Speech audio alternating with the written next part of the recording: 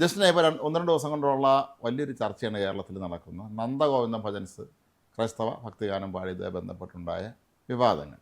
ഇത് ശരിക്കും പറഞ്ഞാൽ നമ്മളെ കേരളം പോലെയുള്ള ഒരു സ്ഥലത്ത് ഇത്തരം വിവാദങ്ങൾ ഉയർന്നത് തന്നെ ഏറ്റവും വലിയ ദുഃഖകരമായ ഒരു കാര്യമല്ലേ. നമ്മൾ എന്തിലും ഏതിലും വിവാദം കണ്ടെത്തുക എന്നുള്ളൊരു അങ്ങനെ ഒരു രീതിയിലേക്ക് നമ്മുടെ വിവാദം മാത്രമല്ല, ജാതി മതം കണ്ടെത്തുന്ന ഒരു വിഷയം കൂടെ അവിടെ ഉണ്ട്.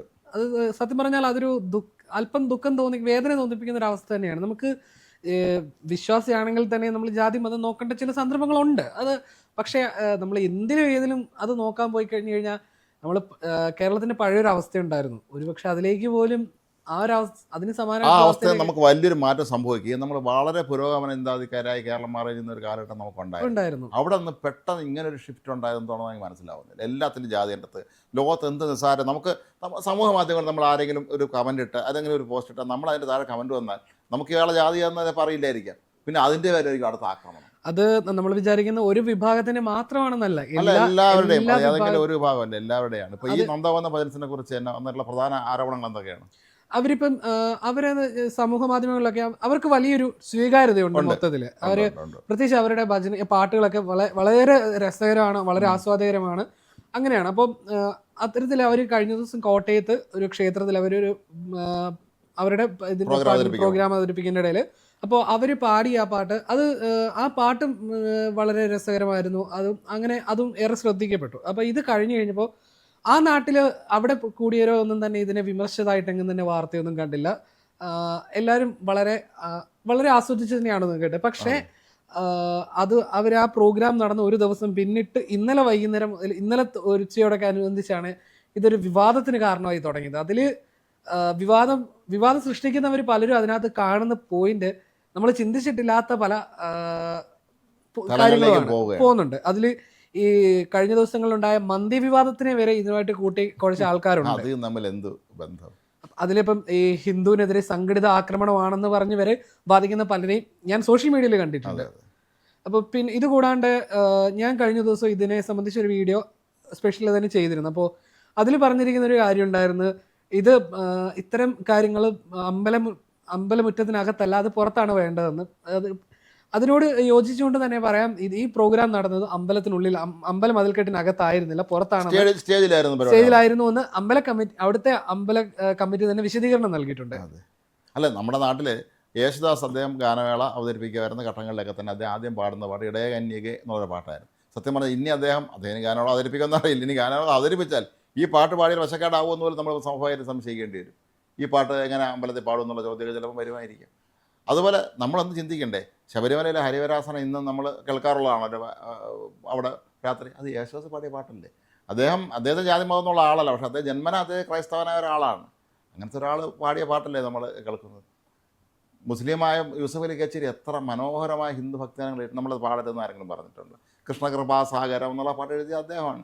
ജാനകി ജാനരാമ അതൊക്കെ ഒരുപാട് പാട്ടുകൾ പറയാൻ നിൽക്കുകയാണെങ്കിൽ ഒരുപാട് പാട്ടുകളുണ്ട്. അതുപോലെ ഒരു മുസ്ലിം മതവിശ്വാസിയായിരുന്ന പൂച്ചൽ ഖാദറാണ് നീ എൻ്റെ പ്രാർത്ഥന കേട്ടു, നീ എൻ്റെ മാനസം കൊണ്ടെന്നുള്ള വളരെ പ്രശസ്തമായ കാറ്റ് വെച്ചതിൻ്റെ ആ പാട്ട് അത് എഴുതിയ അദ്ദേഹമാണ്. അത് ഇനി എൻ്റെ ജാതിപ്പെട്ടവരെ കുറിച്ച് മാത്രമേ ഞാൻ പാട്ടുകളോ എന്ന് പറഞ്ഞിട്ടുണ്ടായിരിക്കും. അത് നമ്മളെല്ലാവരും ആസ്വദിച്ചല്ലേ ഈ പാട്ടിലൊക്കെ തന്നെ. കലയ്ക്ക് ജാതി മതമൊന്നുമില്ല കേട്ടോ, നമ്മൾ അങ്ങനെ ചിന്തിക്കണം. എപ്പോഴും കലാകാരനും ജാതി മതവും ഇല്ല, കലയ്ക്കും അതില്ല. ഇവിടെ ആ അമ്പല കമ്മിറ്റി കൊടുത്തിരിക്കുന്ന ഒരു വിശദീകരണവും അത് അവരുടെ നമ്മൾ ഈ പറയുന്ന രീതിയിലുള്ളതാണ്. അവർ പറഞ്ഞിരിക്കുന്ന ഒരു കാര്യമുണ്ട്, ഈ സാഹചര്യത്തിൽ പറയാതിരിക്കാൻ വയ്യ.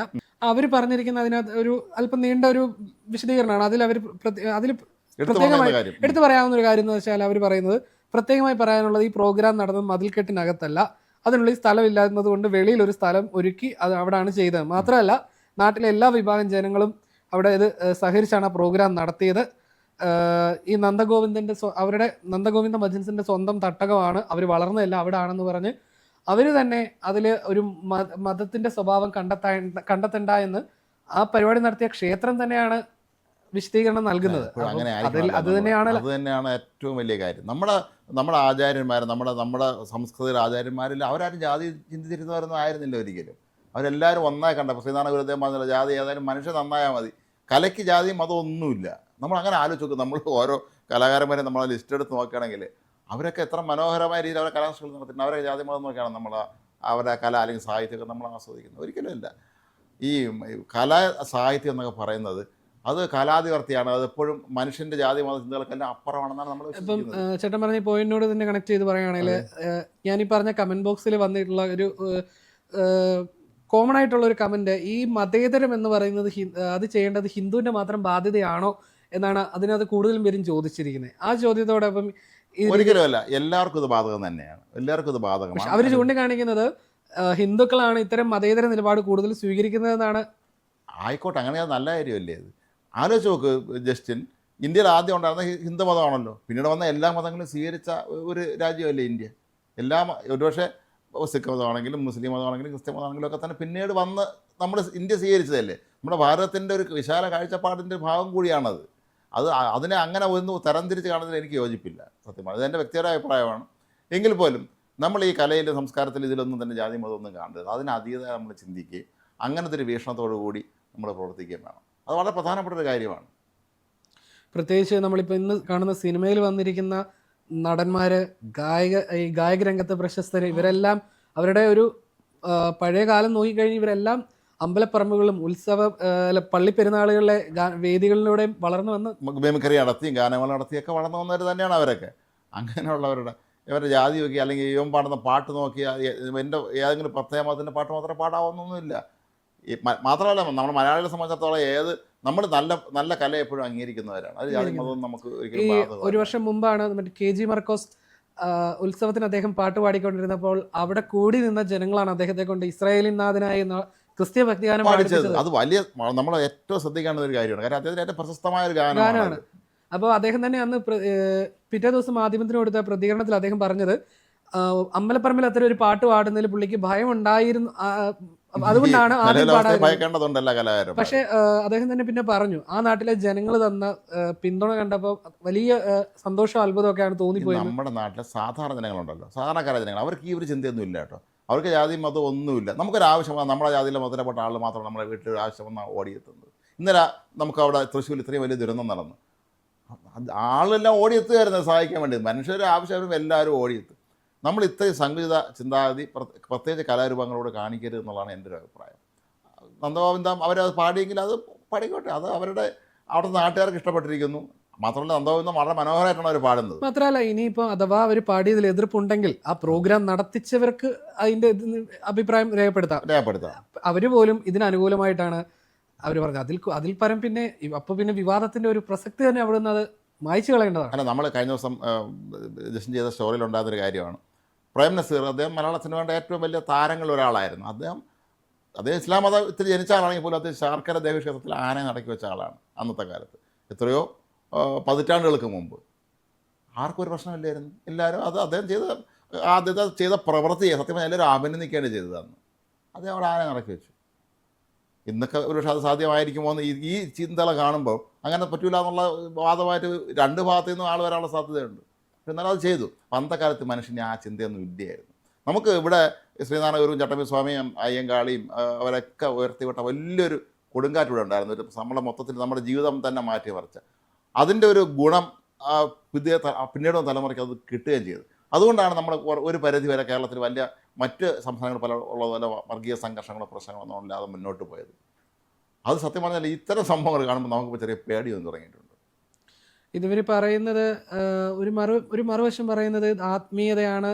അതിൽ എന്താണ് അത്തരത്തിൽ അപ്പം അമ്പലം എന്ന് പറയുമ്പോൾ ഒരു ഹിന്ദു വിശ്വാസത്തിൻ്റെ സങ്കല്പങ്ങളുള്ള ഒരു പ്രദേശമാണ്. അപ്പോൾ അവിടെ അത്തരത്തിൽ ഒരു ക്രിസ്ത്യ ഇതിന് പാടിയതിനോട് യോജിക്കാൻ കഴിയില്ലെന്നാണ് ഞാനീ പറഞ്ഞ അതേ കമൻറ്റുകളിൽ വന്ന കുറേ പേര് പറഞ്ഞത്. അതിനാണ് അവർ തന്നെ പറഞ്ഞത് ഈ അമ്പലത്തിനുള്ളിലല്ല പുറത്താണ് ഈ പ്രോഗ്രാം നടത്തുന്നത്. പള്ളിയിലാണെങ്കിൽ പാടാൻ വന്നിട്ട് ഹിന്ദു ഗാനം പാടുമോ എന്നാണ് പലരും ചോദിക്കുന്നത്. അതെ അതെ അല്ല, അത് ഡിപ്പെൻസ്. അത് ഓരോരുത്തരുടെ മനസ്സ് അനുസരിച്ചിരിക്കും. എനിക്കത് കേട്ടാവൊന്നും തോന്നില്ലെങ്കിൽ ഒന്നുമില്ല, അത്രേ ഉള്ളൂ. അത് കേട്ടിട്ട് ഇതെനിക്ക് കൊണ്ടുവന്ന് തോന്നിയാൽ കൊണ്ടു. അങ്ങനെ അത് നമ്മൾ പറയാതിരിക്കുക. അതൊക്കെ അവനവൻ്റെ ഉള്ളിൽ വെച്ചേക്കേണ്ട കാര്യങ്ങളാണ് ഇതൊക്കെ തന്നെ. നമ്മൾ കലയിൽ സംഗീതം ഇതിലൊന്നും തന്നെ നമ്മൾ ജാതി മതം ഉൾപ്പെടുത്തരുത്. നമ്മൾ അതിനൊക്കെ അതീതമായിട്ട് അത് നമ്മൾ ഇഷ്ടപ്പെടുകയും ആസ്വദിക്കുകയും ചെയ്യണം. എന്നാൽ മാത്രമേ നമ്മളെ ഇന്ത്യയിലെ മറ്റ് സംസ്ഥാനങ്ങളെ അപേക്ഷിച്ചുമ്പോൾ കേരളം എന്നും തലയുയർത്തി നിൽക്കുന്ന ഒരു കാര്യങ്ങളിലൊന്നാണ്. ഇവിടെ അത്ര ജാതി മത സംഘർഷങ്ങളോ പ്രശ്നങ്ങളൊന്നും ഇല്ല. വളരെ ഏറ്റവും അധികം സാക്ഷരതയുള്ള സംസ്ഥാനമാണ് കേരളം. നമ്മളെപ്പോഴും ഓർത്തണം. രാഷ്ട്രീയ പ്രവർത്തകരുള്ള സംസ്ഥാനമാണ് കേരളം. അങ്ങനെയുള്ള ഒരു സ്ഥലത്ത് ഈ ഒരു പാട്ടിൻ്റെ പേരിൽ ഏതെങ്കിലും ഒരു പാട്ട് പാടിയെന്ന് പറഞ്ഞുകൊണ്ട് അത് വലിയ പ്രശ്നം ഉണ്ടാക്കുമെന്ന് എനിക്ക് തോന്നുന്നതുമില്ല. ഇതെൻ്റെ വ്യക്തിപരമായ അഭിപ്രായം മാത്രമാണ്.